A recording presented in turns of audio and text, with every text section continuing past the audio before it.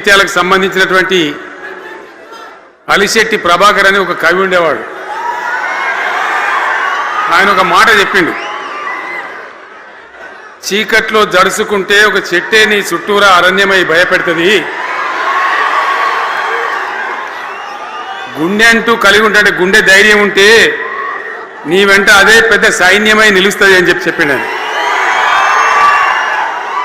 ఇలా నా కళ్ళ ముందున్నటువంటి మీరు, మీతో రెండింతలు బయట రోడ్ల మీద ఉన్నటువంటి అశేషమైనటువంటి జీవన్ రెడ్డి గారి అభిమానులు, మీ అందరి ఆశీర్వాదంతో ఈరోజు జీవన్ రెడ్డి గారి చేరిక కరెక్ట్గా ఆయన గుండె ధైర్యం ఉన్నాడు కాబట్టి, ఉన్నట్టు నికాలస్గా మాట్లాడతాడు కాబట్టి ఇలా ఆయన నిర్ణయం తీసుకొని ఇంత పెద్ద సైన్యాన్ని తీసుకొని తెలంగాణ రాష్ట్ర భవిష్యత్ ప్రయోజనాల కోసం ఆయన బీఆర్ఎస్లో చేరిన విషయం మీ అందరికీ తెలుసు.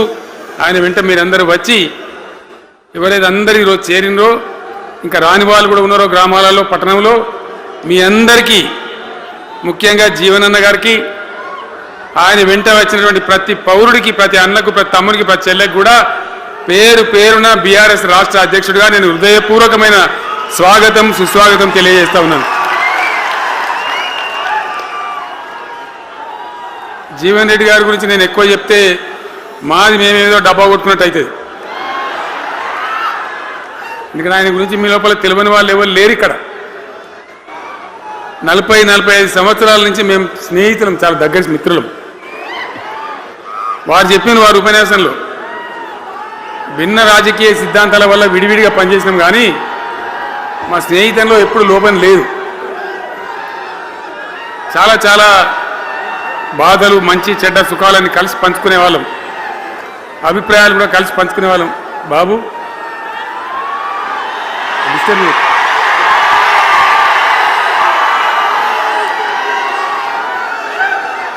మంది లొల్లి పెట్టడం కూడా కాదు వాను.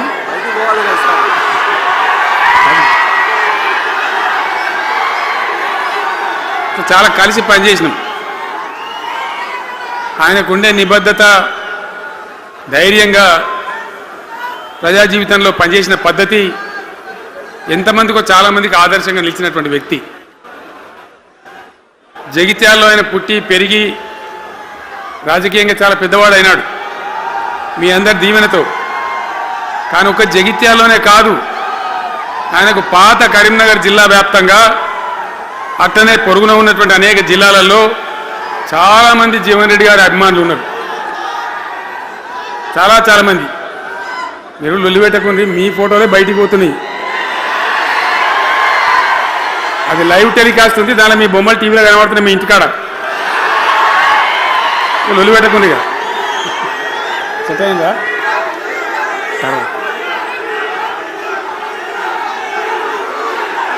సో అట్లా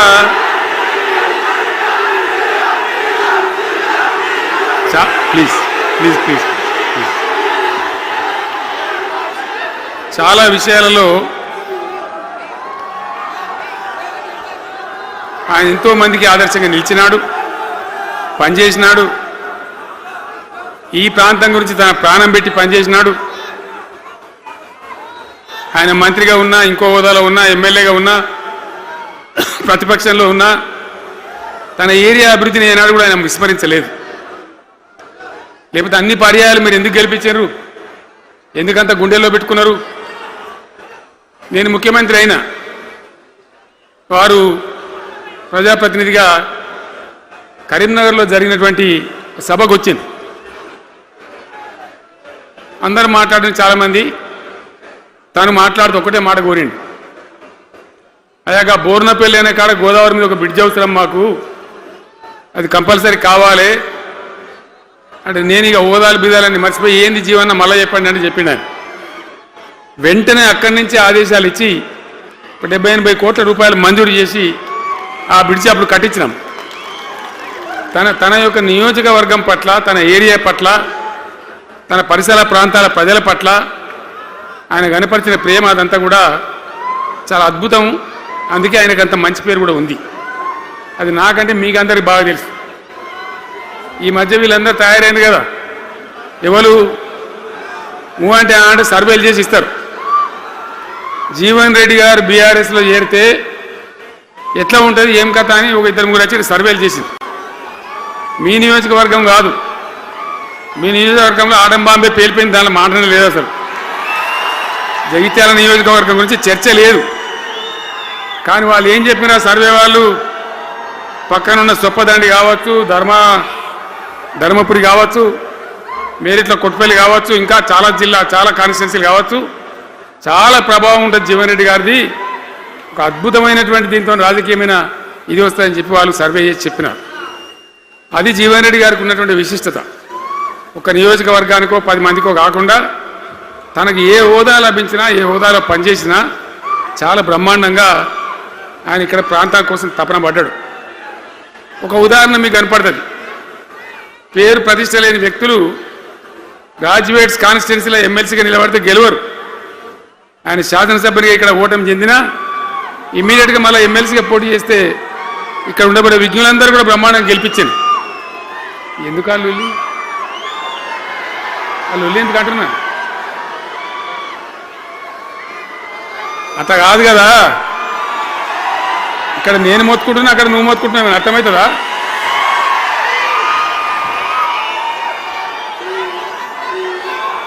ఏయ్ ఆగవా బాబు, ఆవిడ వెనక ఊరేటోడు మనోడేనా? విజయసారా మనోడేనా? మోపాయింట్ ఐడియా కూడా మనోడేనా? మన బుక్కుండా పెట్టు. ఇంత దూరం వచ్చి మనం ఇంత సభ పెట్టుకొని 4 విషయాలు ప్రజలకు చెప్పుకోవాలి కదా. మనకి ఈ బట్టి అరుపులారిస్తే ఏం లాభం? సో అట్లా జీవన్ రెడ్డి గారు తన రాజకీయ ప్రస్థానాన్ని ఒక సమితి ప్రెసిడెంట్గా ప్రారంభించి ప్రజా సమస్యల మీద పోరాటం చేసి సివిల్ లిబర్టీస్లో కూడా అడ్వకేట్గా నాడు ఎంతోమందికి పౌర హక్కుల సంఘానికి కూడా మద్దతు ఇచ్చి అచ్చమైన నికార్సైనటువంటి ప్రజా కార్యకర్త నిరూపించుకొని అంచెలంచెలుగా ఎదిగి ఇంతకుముందే ఆయన చెప్పినట్టుగా అనేకమైనటువంటి పదవులు ఆయన చూసినాడు. పదవులైన కొత్త కాదు, బ్రహ్మాండంగా శాసనసభ్యుని గెలవడం, మంత్రి పదవులు అలంకరించడం, అనేక రంగాలలో అనేక రకాలుగా పనిచేయడం అంతా కూడా మీకు తెలుసు. నేను కొత్తగా చెప్పే అవసరం లేదు. నేను ఒక్కటే మాట మీకు మనవి చేస్తా ఉన్నా. జీవన్ రెడ్డి గారు నేను మొన్న కలిసినప్పుడు ఒక మాట అనుకున్నాం. మేము ఎట్లా ముందుకు పనిచేద్దాం ఏంది, మేము ఇద్దరు మూలకోలం అనుకొని ఒక కుటుంబంలో అన్నదమ్ములాగా పనిచేద్దామని చెప్పిన నేను. ఇంత ప్రేమగా అంటే మనం కుటుంబంలాగా ఈ పార్టీకి బ్రహ్మాండమైన ఒక పిల్లర్స్ లాగా పనిచేసి ముందుకు తీసుకొని పోదామని చెప్పి నేను చెప్పడం జరిగింది. ఈరోజు పార్టీలో వారు చేరిన వెంటనే చాలా బ్రహ్మాండమైనటువంటి మనకు ఒక ఊపు వస్తూ ఉంది. నేను జీవన్ రెడ్డి గారిని కోరుతా ఉన్నా, జగిత్యాల మందం కాదు, జగిత్యాల జిల్లా కాదు, పాత కరీంనగర్ జిల్లా కాదు, మీరు ఆదిలాబాద్ చూడాలి, నిజామాబాద్ చూడాలి, పరిసర జిల్లాలు చూడాలి. పార్టీ ప్రధాన కార్యదర్శిగా ఈ నిమిషం నుంచి నేను అపాయింట్ చేసుకుంటా ఉన్నాను. బ్రహ్మాండంగా ఈ ప్రాంతం అంతా కూడా మీ సేవలు అవసరం ఉన్నాయి పార్టీకి. అదే కాదు, 600 ఏది ఏమైనా ఏమవుతుంది? 100కి 100% మళ్ళా బీఆర్ఎస్ గవర్నమెంట్ వస్తుంది. వస్తుందా? వస్తుందంటూ చేయలేవట్టుంది. ఒకసారి కెమెరాలు కడ దింపుకున్నారా బాబు? వస్తుంది కదా. ఇవాళ జీవన్ రెడ్డి గారు పార్టీలో బాబు కౌశిక్ రెడ్డి రాగొట్టు వాళ్ళు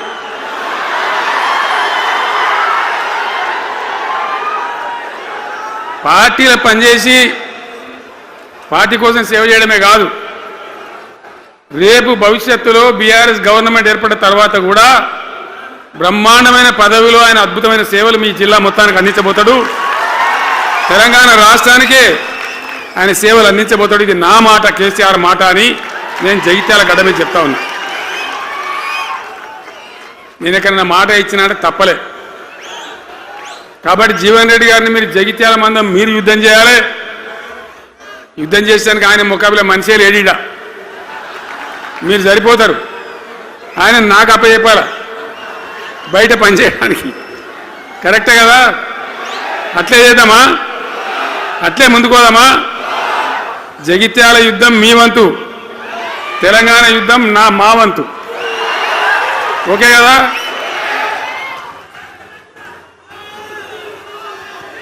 ఇప్పుడు ఏమైతుంది? ఏం కావాలి?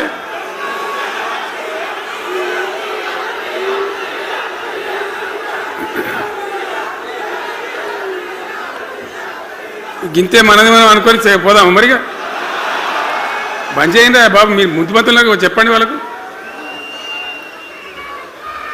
తెలంగాణ చాలా భయంకరమైన పరిస్థితులలో ఉండే. దుఃఖం వచ్చేది, ఏడుపు వచ్చేది. ఎమ్మెల్యేలుగా ఉన్నా ఏం చేయలేని పరిస్థితి. ఆగమాగం అడివేడివి కదా. ఎట్లా ఉండే తెలంగాణ మనం చూడలేదా? తెలంగాణ రాకముందు ఎంత భయంకరమైనటువంటి బాధలుండే, ఎంత కష్టం ఉండే. ఎవడన్నా తెలంగాణని మాట్లాడేవాడు ఉండనా? అసెంబ్లీలో, అక్కడిక్కడ కాదు, అసెంబ్లీలో కూడా ఒక ఆయన పాపం ప్రణయ్ భాస్కర్ అని వరంగల్ ఎమ్మెల్యే ఉండే. ఏదో విషయంలో ఆయన మాట్లాడబోతే, తెలంగాణని మాట్లాడబోతే, తెలంగాణ జాంతానే మాట్లాడదా, ఏది అసెంబ్లీలో తెలంగాణ అనద్దు అని నిషేధం. అంత భయంకరమైన వివక్ష, అంత భయంకరమైన దాడి. మన భాష మీద దాడి, మన బతుకు మీద దాడి, మన నీళ్ళ మీద దాడి, మన ఉద్యోగాల మీద, మన వనరుల మీద, మన ఆస్తుల మీద మొత్తం దోపిడీ చేయడం తప్ప ఇక్కడి ప్రజలను బికారీలాగా వదిలిపెట్టినారు. రైతాంగం ఆగమాగం అయిపోయి చెట్టుకోలు గుట్టకోలు అయిపోయింది. ఇంత ఎస్ఆర్ఎస్పి కాలువ ఉన్నటువంటి మెట్టిపల్లి, జగిత్యాల, సొప్పదండి ఇట్లాంటి ప్రాంతాల నుంచి కూడా దుబాయ్కి, బొంబాయికి వలసలు. పాలమూరు జిల్లా అయితే భయంకరమైన వలసలు. ఎంతకు పోయింది తెలంగాణ అంటే, కొన్ని పార్టీలు సరే వాళ్ళు చేసింది మంచిదా చెడ్డదా పక్కకు పెడితే దుఃఖం వచ్చేది, బాధ కలిగేది, ఆవేశం రగిలేది. మహబూబ్ నగర్ జిల్లాలో 190 మంది యువకులు వలస. బతకానంటే బతకపోవాలి, ఆడ బతుకు లేదు. ఉన్న ముసలోళ్ళకు, ముడిగోళ్ళకి ఇంత డబ్బులు వాళ్ళు పంపిస్తే కంట్రోల్ బియ్యం కొనుక్కొని తిని బతకాలి. అందులో కొంతమందికి అందకపోతే కొన్ని పార్టీల వాళ్ళు మేమేదో గొప్పతనం చేసామన్నట్టు గంజి కేంద్రాలు పెట్టేది. గంజి కేంద్రాలు గుండెలు రగిలి, నా తెలంగాణ గంజి కేంద్రాలు అంటే ఎవడో గంజి పోతే బతకాలన్నట్టు అంత అధ్వాన స్థితికి తెలంగాణ దిగదార్చిండ్రు. అది కాంగ్రెస్ ప్రభుత్వం కావచ్చు, టీడీపీ ప్రభుత్వం కావచ్చు. తీయటి పుల్లటి మాటలు చెప్పుడు తప్ప కసుకేటి నీళ్ళు తెచ్చియలే, మంచినీళ్ళు ఇయ్యలే, కడుపు నిండా కరెంట్ ఇయ్యలే, ఏది లేదు. అంత పట్టిదే గ్యాస్. మాట్లాడు, చెప్పుడు, మోసం చేసి పోవుడు. మనం గొర్రెల్లాగా మన దగ్గర అడిగే నాయకులు లేడు, నిలదీసేవాళ్ళు లేడు, అందరు కట్టుబానిసలు అయిపోయారు. ఆ పరిస్థితులలో మూనిగే నక్క మీద తాటికాయ పడ్డట్టు ఆనాడున్న ముఖ్యమంత్రి చంద్రబాబు నాయుడు కరెంటు ఛార్జీలు పెంచాడు, భయంకరంగా పెంచాడు. తెల్లారి నేను ఒక ఉత్తరం రాసిన, నీ కరెంటు ఛార్జీల పెంపుదల వాపసు తీసుకో, లేకపోతే ఈ సమైక్య రాష్ట్రంలో మాకు న్యాయం జరగదని నేను ఉద్యమానికి పోవాల్సి వస్తుంది, తెలంగాణ కోసం కొట్లాడాల్సి వస్తుందని చెప్పి రాసిన. ఆయన తీసుకోలే. కొంతమంది రైతులు పాపం పోరాటానికి వచ్చింది. మీరు కొత్త వాళ్ళు చూడకపోవచ్చు కానీ చాలా పాత వాళ్ళకి తెలుసు. పోరాటానికి హైదరాబాద్కి వస్తే నిరసన తెలపడానికి పట్టబగలు 11:30 గంటలకు బషీర్ బాగులో ఇష్టమున్నట్టు విచ్చలవిడి కాల్పులు జరిపి చంపేస్తే 3 రైతులు అక్కడికక్కడనే ప్రాణాలకి చచ్చిపోయారు. ఆ తర్వాత నిర్ణయం తీసుకున్నాం, ఇక లాభం లేదు, ఎదురు తిరిగితే కూడా వీళ్ళు కాల్చి చంపుతున్నారు, జెండా ఎత్తడం ఒకటే తప్ప మార్గం లేదని చెప్పి ఆనాడు నేను తెలంగాణ ఉద్యమానికి శ్రీకారం చుట్టాను. ఎంబడ ఎవడు వచ్చినా సరే రాకున్నా సరే ప్రజలున్నారు, యువకులున్నారు, చూసుకుందాం దేకలేంగని చెప్పి బయలుదేరితే ఎక్కిరిచుడు, ఏ వీడు పక్క కేసీఆర్ గారు ఎవడో బొడి చేసి చంపేస్తాం అని ఒకడు మాట్లాడు, ఇది మగల పుట్టింది పుబ్బల పోతుంది ఇంకోడు మాట్లాడు, యాడికెళ్ళైతే హైదరాబాద్ తెలంగాణ వీడు దుకాణం పెట్టినా ఇంకోడు అనడు, నానా రకాలుగా అవమానపరిచేటువంటి మాటలు మాట్లాడు. కానీ మొక్కవం ధైర్యంతో చిత్తశుద్ధితోని బయలుదేరి పోరాటం చేస్తాం. ప్రజలు జమైతా పోయిను. మీ అందరికి తెలుసు, ఇదే జగిత్యాలకు నేను ఎన్నోసార్లు వచ్చిన, కోరుట్లకు ఎన్నోసార్లు వచ్చిన, చొప్పదండికి ఎన్నోసార్లు వచ్చిన, తిరగని ఊరే లేదు, తిరగని మండలాలు లేవు.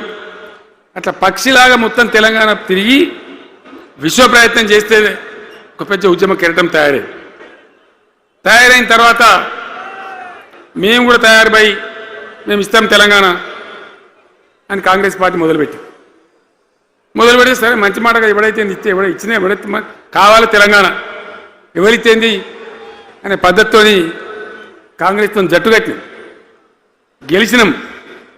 అమాంతంగా నేను తెలంగాణ లేవట్టుకపోయి ఢిల్లీలో పెట్టాం. రాష్ట్రపతి ప్రసంగంలో వచ్చింది, కామన్ మినిమం ప్రోగ్రాంలో వచ్చింది, ఒక దశకు వచ్చింది. కానీ తర్వాత కాంగ్రెస్ పార్టీ కూడా వెనుకకు పోయి ఎగబెట్టే ప్రయత్నం చేసింది. అప్పుడు రోషియా ఆయన ఒక ఆయన ముఖ్యమంత్రి ఉండే, ఆ రోషియా 14F అని ఒకటి తీసుకొని వచ్చాడు. హైదరాబాద్ సిటీలో మనోళ్ళకి ఇక పోలీసు ఉద్యోగం సెప్రాస్ ఉద్యోగం కూడా దొరకదు. అప్పుడు నాకు తిక్కరేగిందిగా, నేను బతికుండగానే ఉద్యమం నాటిపోయిన నాయకుని నేను బతికుండగానే ఇక వీళ్ళు ఇట్లా F-15 E-15 R-15 తెస్తే ఇంకేం మిగులుతుంది, సావో రేవో తేల్చుకోవాలని చెప్పి ఆ రోజు నేను శపథం కట్టిన. ఉద్యోగ గర్జన చేసి సిద్దిపేటలో కేసీఆర్ సచ్చుడో తెలంగాణ వచ్చుడో ఈ తల్లి ఆందకనే మంచిగా దేకలేంగా అని చెప్పి ఆ శపథం చేసి ఆనాడు ఆమరణ నిరాహార దీక్షకు బయలుదేరితే మొత్తం తెలంగాణ అల్లకల్లోలమైంది. మీరు కూడా ఎక్కడోళ్ళు అక్కడ వందల వేల గ్రామాలలో టెంట్లు లులులు పార్లమెంట్లో అల్లకల్లోలం ప్రజలంతా గందరగోళం చేస్తే అప్పుడు ఒక ప్రకటన ఇచ్చింది. చిదంబరం అంటే ఆయన వచ్చి హోంమంత్రి తెలంగాణ ఏర్పాటు చేస్తామని నువ్వు దీక్ష బంద్ చేయి, నమ్ముతాం కదా, కేంద్ర హోంమంత్రి చెప్పినాక మరి నమ్మాలి కదా. దీక్ష బంద్ చేసినాం. తెల్లారి ఆంధ్రోలు మొత్తం రాజీనామాలు డ్రామా. 3వ రోజుకి మళ్ళీ వెనక్కి వెళ్ళిపోయింది. మళ్ళీ అప్పుడు జేఏసీ తయారు చేసి అన్ని పార్టీలను పెట్టి నానా తంటాలు పడి మళ్ళీ ఒక 3.5 ఏళ్ళు భయంకరంగా కొట్లాడితే మీరందరూ ఎక్కడి వాళ్ళు అక్కడ ఆశీర్వచనం ఇస్తే మీ ప్రేరణతోని మీ స్ఫూర్తితోని చివరికి తెలంగాణ రాష్ట్రం వచ్చింది కదా. వచ్చిన తర్వాత మీరేం చేసినారు, దీని మంచో చెడనో చూసే బాధ్యత నీకే అని చెప్పి నాకు అప్పచెప్పి పని మొదలు పెట్టాలి. ఎట్లా కొత్త కుండలో ఈగలు వచ్చినట్టు దీని ఆర్థికం తెలియదు, కథ తెలియదు, చాలా చాలా క్లిష్టమైన పరిస్థితి. అంత అలకటి పని కాదు. ఏం చేయాలా, ఎక్కడికక్కడ పెద్ద భయంకరమైనటువంటి బాధ, చాలా ఇబ్బంది. ఇదే జిల్లాల చాటిపల్లి ఉంటుంది, చొప్పదండి మండలంలో జిఆర్ రెడ్డి గారు అని చెప్పి పెద్ద ఆర్థిక శాస్త్రవేత్త, ఆయన బీహార్లో పనిచేస్తూ ఉండే. నేనే స్వయంగా జిఆర్ రెడ్డి గారికి ఫోన్ చేసి, అన్నా మన సొంత రాష్ట్రం వచ్చింది, మనం బాగు చేసుకోవాలి, మీరు రావాలి అని పిలిపించుకొని అట్లాంటి వాళ్ళందరినీ సమూహపరచుకొని ఒక ఎజెండా వేసుకొని బయలుదేరి. అంతకుముందు సమైక్య రాష్ట్రంలో మొత్తం తెలంగాణ చెరువులు నాశనం చేసింది. కాకతీయ రాజులు తవ్వించిన చెరువులు ఉండే, మనకు బ్రహ్మాండంగా ఒక 75-80 వేల చెరువులు ఉండే. ఆంధ్ర పాలకుల సమైక్య పాలనలో మొత్తం నాశనం పట్టేసిండ్రు, కబ్జాలు పెట్టిండ్రు, నాశనం పట్టిండ్రు. చివరికి 40-44 వేల చెరువులు ఉండే. ఎక్కడ మొదలు పెట్టాలి, ఎవరి పేరు పెడితే బరకత అవుతుంది అని ఆలోచించి ఏ కాకతీయ రాజులైతే మనకు అన్నం పెట్టినరో వాళ్ళ పేరుతో ఇది బాగా చేయాలని చెప్పి మన మొట్టమొదటి కార్యక్రమం మిషన్ కాకతీయ. ఎందుకు మిషన్ కాకతీయ? ఆ చెరువులో దరిద్రం వదిలిస్తే, వాటిని బందోబస్తు చేస్తే, వాటిలో నీటి నిల్వ సామర్థ్యం పెరిగితే గ్రౌండ్ వాటర్ పెరుగుతుంది, బోర్లు బాగా నీళ్ళు వస్తాయి. కాబట్టి అక్కడి నుంచి ప్రారంభించి చేసినాం. అది కూడా తెలంగాణ ప్రజలు, రైతులు ఒక ఉద్యమంలాగానే చేశారు. మట్టి తీసుకొని పోండి, సారవంతంగా ఉంటుంది, మీ పొలాలలో పోసుకోమంటే లక్షల ట్రాక్టర్ల మట్టి తీసుకొని పోయింది తెలంగాణ రైతాంగం. అన్ని గ్రామాలలో ఒక విప్లవం లాగా ఆ మట్టి తీసుకొని పోయి వాళ్ళ భూములలో పోసుకొని కూడా బ్రహ్మాండంగా చేసింది. అక్కడి నుంచి మొదలుపెట్టినటువంటి ప్రస్థానం 10 ఏళ్లలో ఎన్ని చేసినామో మీరు చూసారు. బట్టి మాటలు మాట్లాడు గప్కాలు కొట్టుడు కాకుండా నేను ఒక్కటే మాట మిమ్మల్ని అడుగుతున్నా, మీరందరూ కూడా చూసారు. శాసనసభలో నిలబడి ఈ రాష్ట్ర చరిత్రలో ఎవడన్నా ఒక ముఖ్యమంత్రి ఈ 5 ఏళ్లలో మిషన్ భగీరథ కంప్లీట్ చేసి ప్రతి ఇంటికి నల్లా పెట్టి మంచినీళ్ళు ఇయ్యకపోతే మల్ల తేపకు నేను నిలవడం ఓట్లు అడగం అని చెప్పిన ముఖ్యమంత్రి ఎవరన్నా చూసినామా? నేను చెప్పిన మాట అసెంబ్లీలో నిలబడి చెప్పి ఆ 5 ఏళ్లలో మిషన్ భగీరథ నీళ్లు తెచ్చి 100% కులం మతం సంబంధం లేకుండా తండాలు మారుమూల పల్లెలకు కూడా ప్రతి గ్రామానికి ట్యాప్ పెట్టి ప్రతి ఇంట్లో ట్యాప్ పెట్టి మంచి స్వచ్ఛమైనటువంటి నీళ్ళు తెచ్చిచ్చింది. 5 ఏళ్ళు నడిచింది, నడవలే. మిషన్ భగీరథ నీళ్ళు పుష్కలంగా రాలే, ఏమైనా రాలేదా? వచ్చినాయా? మరి ఇప్పుడు ఏం రోగం పుట్టింది నాకు అర్థం కాదు. ఇప్పుడు ఎందుకు గుంటుతుంది అది? ఎందుకు నీళ్ళు ఎత్తలేవు? వస్తున్నాయా ఇప్పుడు? మరి ఏం చేయాలా? లాగులు వలిగేదాకా చంపాలే. మంచి మాట కాకపోతే ఏం చేస్తారు? మంచిగా కట్టిన ఇల్లు పెట్టిపోయి కదా, 5 ఏళ్ళు నడిచింది కదా, మరి మీకేం బీమారీ వచ్చింది నాకు అర్థం కాదు. ఇంతింత పొడుగు మాటలు మాట్లాడుతుందా? అడ్డం పొడుగు మాట్లాడుతుందా? పొద్దున్న లేతే కేసీఆర్ చావాలి, నువ్వు 1000 జన్మలు ఇచ్చినా నేను చావా నాకు కూడా అనుకుంటున్నావు.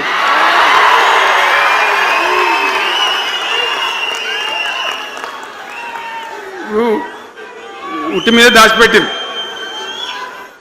మన ఇళ్ళలో దాతారు కదా, ఏది ఉట్టి ఉట్టి అని ఉంటుంది. ఇప్పుడు మీకు తెలుసో లేదో కానీ ఇప్పుడు ఈ మధ్యలో ఫ్రిడ్జ్లు మోపోయిన మునుపు ఉట్టి అనేది ఉంటుండే. ఎండిపోయిన చేపలోకి నీ రొయ్యలో అబ్బాయి ఉంటే నీ వరుగులు ఉంటే దానిలో పెడుదురు. పిల్లికి అందదా ఉట్టి, కింద కూసుకొని శాపం పెడతా ఉంటుంది, తెగాలే పడాలి తెగాలే పడాలి. పిల్లి శాపానికి ఉట్టి తెగుతుందా? మరి విధవారు కేసీఆర్ రావాలంటే కేసీఆర్ దత్తడా?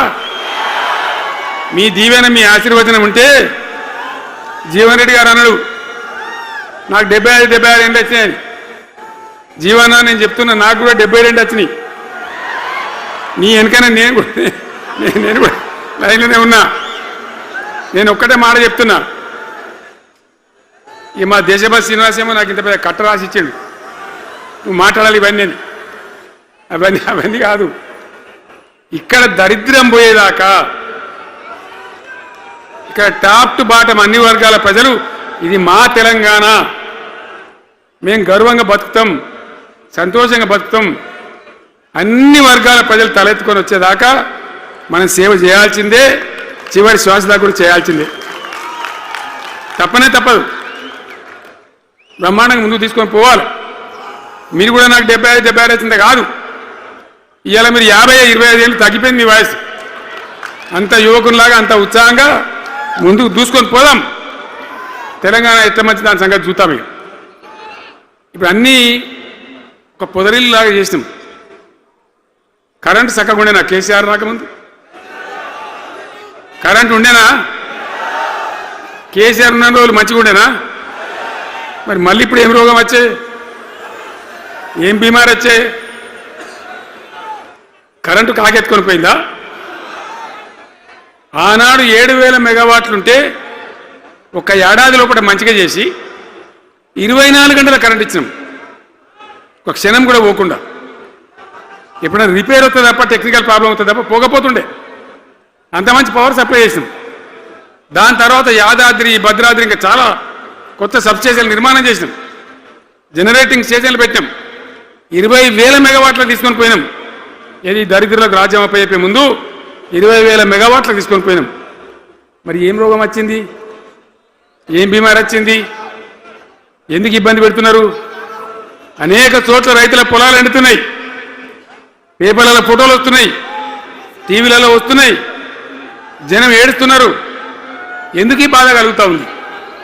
ఇది ఆషామాషి వ్యవహారం కాదు, ఇది జీవన మరణ సమస్య, మన బతుకుదెరువు సమస్య. ఓట్లు వేసేటప్పుడు నేను సిల్కలకు చెప్పినట్టు చెప్పిన, ఉల్టా పల్టా ఎటుపడితే వేయకుండా దెబ్బతింటారని చెప్పిన. నా మాట ఇన్నోడు ఇనలే. ఇప్పుడు ఏమైంది? ఏం జరుగుతుంది? ఆ రోజు నేను చెప్పిన వీళ్ళు కనుక గెలిస్తే ఈ దుర్మార్గులు వీళ్ళ గుండె లోపల తడి లేదు, వీళ్ళు రైతు బంధుకు రామ్ రామ్, దళిత బంధుకు జై భీమ్. అయిందా? అట్లే పక్క ముచ్చట. ఇక ఇవాళ ఇప్పుడు జీవన్ రెడ్డి గారు చెప్పిండు, కాంగ్రెస్ వాళ్ళు సభ పెట్టినాడు, కాటారంలో బుడరంలో పెట్టినాడు, ఆడ పైసలు ఎత్తారట. ఇది ఒక్క తేపకేసే రైతు బంధు నెలకొక ఇస్తా, ఎకరానికా అంటే 2 నెలలకు ఒక ఎకరానికి అంతేనా? 6,000 వేసినాం మా అంత సిపాయిలను బొచ్చగొట్టుకుంటారు. ఆనాడు ఎట్లా పడేది రైతు బంధు? 10 రోజుల గ్యాప్లో మొత్తం రైతులకు వచ్చేసేది. టంగ్ మన సెల్ ఫోన్ మోగుతుండే, మంచిగా టింగున పోయి బ్యాంకుకి వెళ్ళి తెచ్చుకుంటుండే. ఎక్కడ పోయి మరి? ఏం మాట్లాడిండు? ఉరుకుని బ్యాంకులో పోయి 2 లక్షలు 3 లక్షలు లోన్ తెచ్చుకోండి, తెల్లారే ఆనాడే సంతకం పెడతాం, లోన్లన్నీ మాఫీ అయినాయా? ఇట్లా అడ్డగోలు నోటికొచ్చిన మాటలు చెప్పి, ఇష్టం వచ్చిన కథలు చెప్పి అర్రాసు పాడవన్నట్ట. కేసీఆర్ 10,000 ఇస్తాడా, మేము 15 ఇస్తాం, పెన్షన్లు 2,000 ఇస్తాడా, మేము 4,000 ఇస్తాం, వికలాంగులకు 4,000 ఇస్తాడా, మేము 6,000 ఇస్తాం అనే వరకల్లా మన వాళ్ళు మోసపోయింది. నేను చెప్పిన ఇది మోసంరా నాయన, గోసపడతాము, ఇది అయ్యేది కాదు, ఆర్థిక పరిస్థితి లేదు అని నేను చెప్పిన ఆ రోజే మీటింగ్లలో చెప్పిన.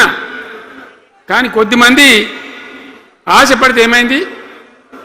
1.7%తో బీఆర్ఎస్ ఓడిపోయింది. మనం కూడా 39-40 ఎమ్మెల్యేలు గెలిచినాం, ఇంకో 10 మంది కొద్ది తేడాతోనే ఓడిపోయింది. అయితే 1.7% తేడాతోనే బీఆర్ఎస్ ఓటమి పాలైంది. సరే, మంచి మాట.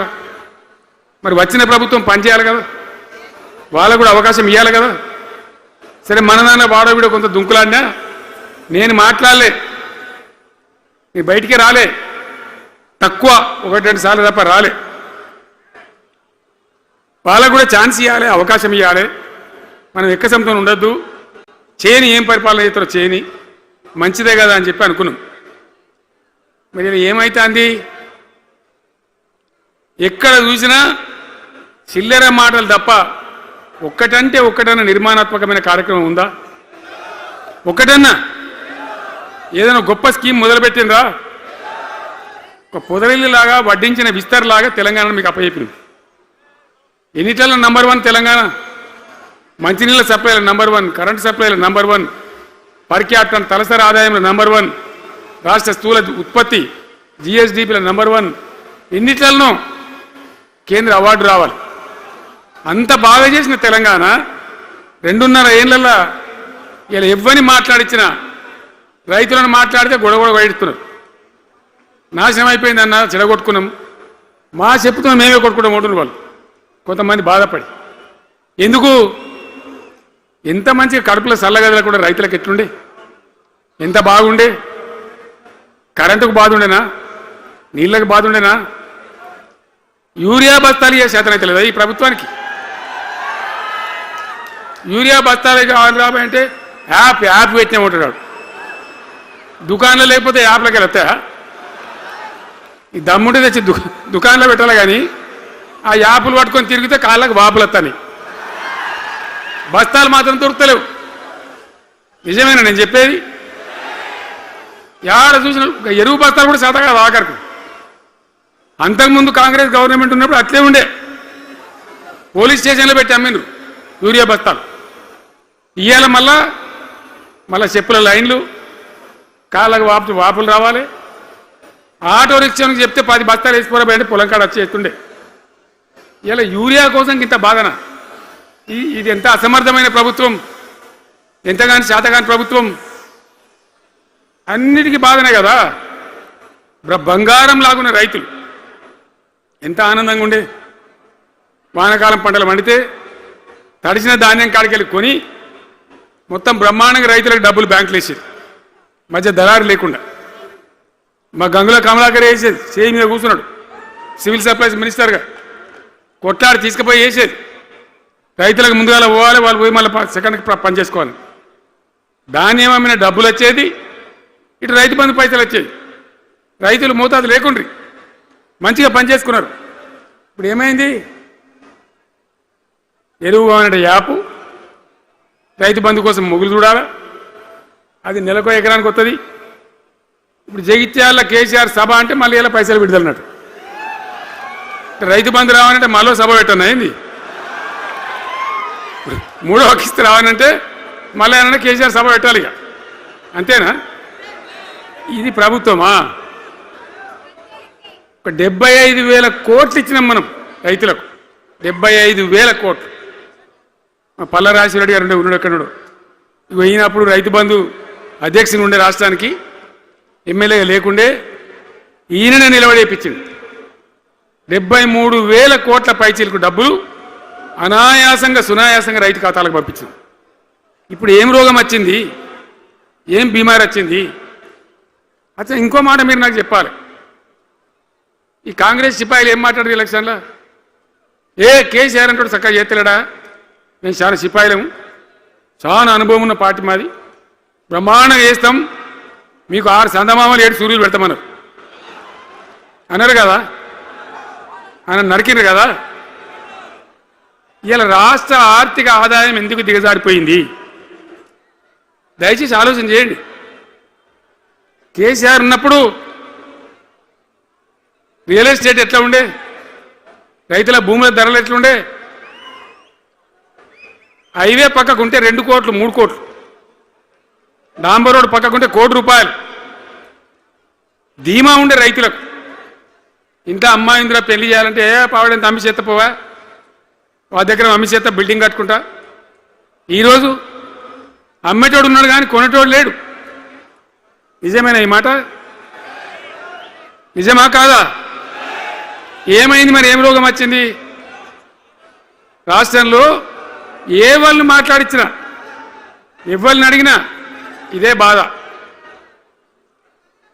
ఈ విధంగా రైతుల భూముల ధరలు పడిపోయినాయి, రాష్ట్ర ఆర్థిక పరిస్థితి పడిపోయింది, మంచినీళ్ళకు గోసపడాలి, రైతాంగం అన్నిటికీ గోసపడాలి. ఇవాళ మక్కలండి, మక్కలు వచ్చినాయి, పెడితే కొంటమని చెప్పారు, కొనకపోతే కొనమని చెప్పారు. ఈ శాతకాని దొంగతనం ఎందుకు? లోపల అధికారులకేమో కొనకూడదని చెప్తుంది, మీది కొంటమని చెప్తుంది. మక్కలు కొనే ధీమా ఉందా? ఇవాళ కొంటుండ్రా? వడ్లు కొంటుండ్రా? కొనకపోగా మళ్ళీ ఇంకా బోనస్ ఇస్తామని ఒక బోగస్ మాట. ఎవరికైనా నచ్చిందా? బోనస్ వస్తుందా? వాటిదే బోనస్, అంత బోగస్. ఈ విధంగా పంట వేసిన కాడి నుంచి పంట కొనుగోలు దాకా బీఆర్ఎస్ ప్రభుత్వం అన్న నిలబడ్డది, రైతులకు తోడుగా నిలబడ్డది, రైతులను ఆదుకున్నది. ధాన్యం తడిసిపోతే కూడా కొన్నది. కానీ ఇలా రైతాంగం అంతా ఆగమాగం. రైతు బంధు ఎప్పుడవుతుందో తెలియదు, ధాన్యం కొనరో తెలియదు, కొంటే పైసలు తొందరగా వస్తాయో రావో తెలియదు. చాలా సతమతమవుతున్నారు. రైతులను మాట్లాడితే చాలా తప్పు చేసుకున్నాం సార్, పొరపాటు అయిపోయింది అని బాధపడుతున్నారు. చేనేత కార్మికులు మంచిగుండ్రి, మళ్ళీ వాళ్ళ ఆత్మహత్యలు స్టార్ట్ అవుతున్నాయి. వాళ్ళకి ఇచ్చే ఆర్డర్లన్నీ బంద్ చేసిండ్రు, ఇంకెవరికి వచ్చారట కమిషన్ల కోసం, అది వాళ్ళని అవస్థ పెడతా ఉన్నారు. ఉద్యోగులు ఆనాడు మనం 72% ఇచ్చినాం, వాళ్ళు తెలంగాణ ఉద్యమంలో పనిచేసారు కాబట్టి టీఎన్జిఓ అంటే వాళ్ళు సమైక్య రాష్ట్రంలో కూడా వాళ్ళ ఉనికి పొడగొట్టుకోలే, టీఎన్జిఓగానే ఉన్నారు తెలంగాణ ఎన్జిఓలుగా. కాబట్టి వాళ్ళని గౌరవించి గుర్తించి బ్రహ్మాండంగా 72% పిఆర్సీ ఇచ్చినాం. ఇలా ₹7 ఇచ్చిండ్రా, 7% అని ఇచ్చిండ్రా? ఏమైంది? ఏం బీమారైంది? ఎంతమందిని మోసం చేస్తారు? ఆఖరికి వస్తే పరిస్థితి ఏంది? ఇలా రాష్ట్రంలో రిటైర్డ్ ఉద్యోగస్తులకు కూడా వాళ్ళకి రావాల్సిన బకాయి, వాళ్ళు దాచుకున్న డబ్బులు వీళ్ళు ఇచ్చే మెహర్బానేం లేదు, ఆ డబ్బులు కూడా ఇచ్చే పరిస్థితి లేదు. ఆటో రిక్షా కార్మికులు మాట్లాడితే అన్న ఈరోజు పనికి మాలిన ఫ్రీ బస్సు పెట్టినారు, మా పుట్ట కొడుతున్నారు, మేము నాశనం అయిపోయినారు, వాళ్ళు ఏడుస్తూ ఉన్నారు. పిల్లలకు అది నేను పెట్టలే, ఆయన కాంగ్రెస్ ముఖ్యమంత్రి అయినా రాజశేఖర రెడ్డి గారు ఉన్నప్పుడు పెట్టిండు. ఇది ఫీజు రియంబర్స్మెంట్ అనే స్కీమ్ మంచి లాభం జరిగింది. నేను దాన్ని కొనసాగించిన. ఇలా మొత్తం బీసీలకు ఎస్సీలకు పిల్లలందరికీ ఫీజు రియంబర్స్మెంట్ రాక 10-12 వేల కోట్ల బకాయిలు పెడితే వాళ్ళు ఆగం, వాళ్ళు రోడ్డున పడరు. కోర్టుకు పోతే పిల్లల దగ్గర వసూలు చేసుకొని చెప్పి కోర్టులు చెప్తా ఉన్నాయి. వాళ్ళ గతి ఏం కావాలి? ఇప్పుడు ఎవరిని కదిలిచ్చినా ఈ రాష్ట్రంలో ఎవరిని మాట్లాడించినా, ఒక విద్యార్థిని మాట్లాడినా, ఒక రిటైర్డ్ అయిన ఉద్యోగిని మాట్లాడినా, పనిచేస్తున్న ఉద్యోగిని మాట్లాడినా, రైతాంగంతో మాట్లాడినా ప్రతి వాడు అసంతృప్తి, ఒక బాధ, మాకేదో అన్యాయం జరిగినటువంటి పరిస్థితిలో మాట్లాడుతూ ఉన్నారు. పిల్లల పాపం చదువుకునే వాళ్ళు ఉంటే వాళ్ళకి విదేశాల్లో సీట్లు వస్తే 20 లక్షల రూపాయలు ఇచ్చాం. అంబేద్కర్ పేరు మీద, జ్యోతిబా పూలే పేరు మీద ఎస్సీ పిల్లలకు, బీసీ పిల్లలకు, ఓసీలలో కూడా నిరుపేదలకు ఇచ్చినాం. ఇలా దాన్ని బంద్ పెట్టినారు. వాళ్ళు ఆగమైపోతూ ఉన్నారు. అన్నీ కూడా సర్వనాశనం చేస్తూ ఉన్నారు. అన్ని స్కామ్లు, కుంభకోణాలు, భూ కబ్జాలు. పొద్దున్న లేస్తే పేపర్ తిప్పితే బాధ కలిగేటువంటి పరిస్థితులు. సో ఈ రకంగా సింగరేణి, అద్భుతంగా ఉన్న సింగరేణి నాశనం చేసి ఇలా బొగ్గులకు స్కామ్, సివిల్ సప్లైస్ల స్కామ్, మొత్తం అని కూడా స్కామ్లు, దోపిడీ తప్ప ప్రజలకు పనిచేసే పరిస్థితి లేదు. మరి ఏం జరగాల? కాంగ్రెస్ వాళ్ళు చెప్పిన మాటలు వింటే ఈ మాటలు కోడలు దాటినట్టు ఇష్టం ఉన్నట్టు చెప్పారు. చివరికి ఏందిరా ఇప్పుడు 2.5 ఏళ్ళు గడిచిపోయింది. మరి ఏంది కథ? కాకి పెడదామంటే కంకెడు లేవు, పిట్టకు పెడదామంటే పిడికెడు లేవు. వటియే ముచ్చట్లు, వటియే మాటలు తప్ప ఎక్కడ ఏం జరిగింది లేదు. ఏ డిపార్ట్మెంట్లో కానీ, ఏ రంగంలో కానీ, ఒక ఇరిగేషన్లనా, ఒక కరెంట్లనా, ఇంకో దానిలనా, ఒక అర్బన్ డెవలప్మెంటా, రూరల్ డెవలప్మెంటా ఏమైనా జరిగిందా? ఆనాడు మన పల్లెలు బాగు చేసుకోవాలని చెప్పి దేశంలోనే ఎక్కడ లేని విధంగా పల్లె ప్రగతి కార్యక్రమాలు చేసినాం. ప్రతి ఊరికి అన్నేళ్ళ తెలుగుదేశం కాంగ్రెస్ గవర్నమెంట్లు ఉంటే చచ్చిపోతే ఏడగాలేసుకోవడం జాగ కూడా చూపించలే. ప్రతి గ్రామానికి ఆనాడు మనం వైకుంఠ ధామాలు కట్టినాం. ప్రతి గ్రామంలో క్రీడా ప్రాంగణాలు కట్టినాం. ప్రతి గ్రామంలో నర్సరీలు పెట్టినాం. ప్రతి గ్రామంలో పల్లె ప్రకృతి వనాలు పెట్టినాం. ప్రతి గ్రామ పంచాయతీకి ట్రాక్టర్ ఇప్పించినాం. ఆనాడు చెత్త తీసేది. ఇలా పనిచేస్తున్నాయా ట్రాక్టర్లు? ఊళ్ళలో ట్రాక్టర్లు పనిచేస్తున్నాయన్నా? మూలకు పడ్డాయి, డీజిల్ పోసే దిక్కులేదు. ఏం చేయాలా? పల్లె ప్రకృతి వనం పెడితే దాన్ని నీళ్ళు పోసే దిక్కులేదు. ఏం రోగం వచ్చింది? ఏం బాధ? డీజిల్ లేదా? ఆ తెలివి కూడా లేదా? ఆ రోజు నేను చెప్పిన ఆర్థిక శాఖ కార్యదర్శిని పిలిచి అవసరమైతే ఎమ్మెల్యేల జీతాలు బంద్ పెట్టుంది, కానీ గ్రామ పంచాయతీల డబ్బులు మాత్రం విడుదల చేయండి అని చెప్పినండి. అంత టెన్షన్గా డబ్బులు పంపించేది, కార్యక్రమాలు జరిగేది, గ్రామాలు మంచిగా ఉండేది. అది నాశనం పట్టిండ్రు. మున్సిపాలిటీలు అయితే మురిక్కుపాలు అయిపోయినాయి. మరి ఏం చక్కగా ఉన్నట్టు? ఏం బాగున్నదన్నా?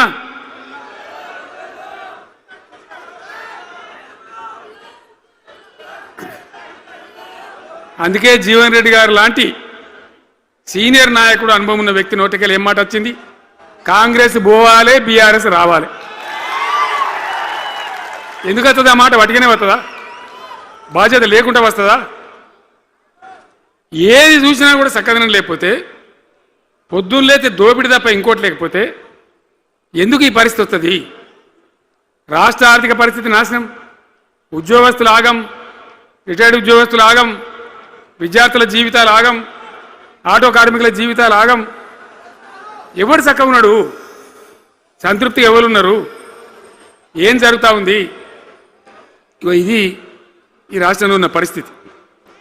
ఇక నేను చెప్పానంటే తెల్లారదాకా చెప్పచ్చు. నేను ఒకటే మీద మనవి చేస్తూ ఉన్నా, ఖచ్చితంగా మళ్ళీ ఎట్టి పరిస్థితులలో ఎవరు ఏమన్నా సరే ఖచ్చితంగా రావాలి. ఇంకా ఈ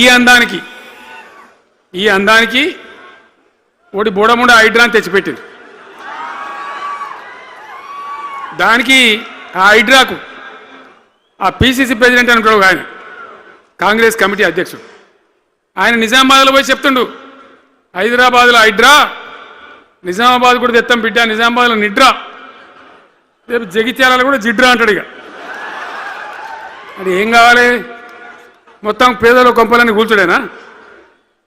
కేసీఆర్ రాజ్యానికి వచ్చినప్పుడు 3.5 లక్షల మందికి పేదలు ఎక్కడ ఉన్నారో అక్కడనే పట్టాలు ఇచ్చినాం.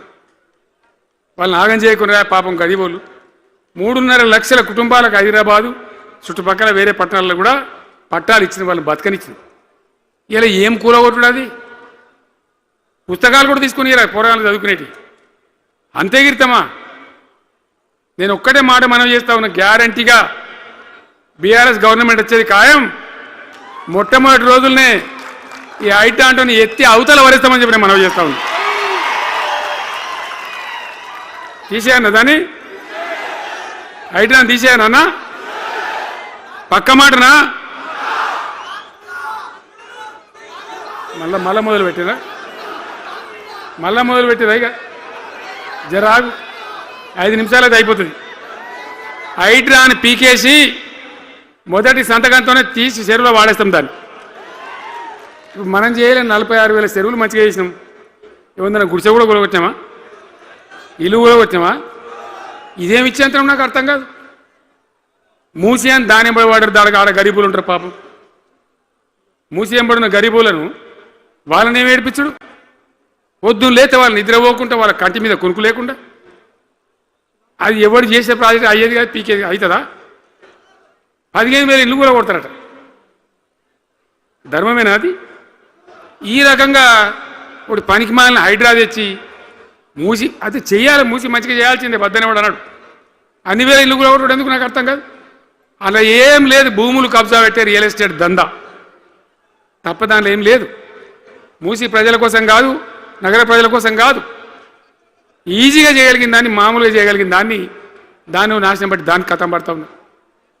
ఏది చూసినా కూడా ఒక రకమైన దోపిడీ, ఒక రకమైనటువంటి గుండాగిరి, అరాచక వ్యవస్థతో ముందుకోతున్నారు తప్ప ప్రజా సంక్షేమాన్ని కాంక్షించి ఒక్క స్కీమ్ కూడా రాలే. ఇరిగేషన్ ప్రాజెక్టులు అన్ని పండబెట్టిరు. ఏం రోగం? ఒకనాడు కాకతీయ కాలువ మీద, మన వరద కాలువ మీద మోటార్లు పెడితే ఏం కోసాది?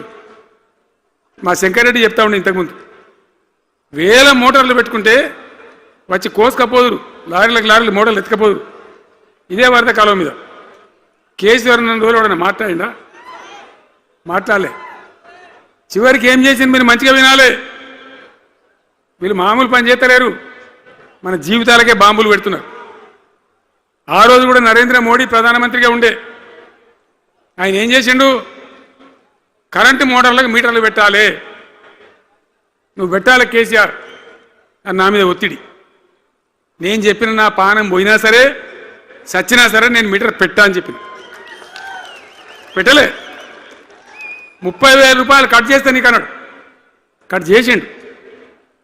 రాష్ట్ర ప్రభుత్వానికి వచ్చేటువంటి ఆదాయం 30,000 కోట్ల రూపాయలు వదులుకొని కూడా తెలంగాణలో నేను కరెంటు మీటర్ పెట్టనియలే. నేను ముఖ్యమంత్రి ఉన్నాను రోజు. ఇవాళ ఏం చేసింది తెలుసా వీళ్ళు మీకు? మీకు తెలియలే, మీరు అమాయకులున్నారు. ఢిల్లీకి పోయి ఒప్పుకున్నారు. ఒప్పుకొని ఏం చేసినారు?